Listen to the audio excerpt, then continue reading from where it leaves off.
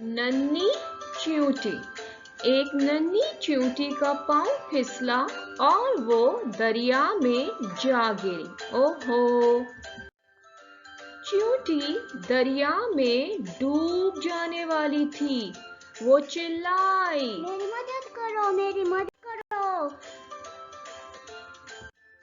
एक चिड़िया दरख्त की डाल पर बैठी थी। चू चू चू चू।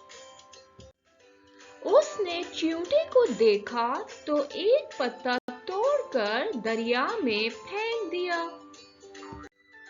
चींटी बड़ी मुश्किल से पत्ते पर चढ़ी। पत्ता बहते बहते दरिया के किनारे जा लगा। चींटी पत्ते से उतरकर जमीन पर आ गई और उसने चिड़िया का शुक्रिया अदा किया।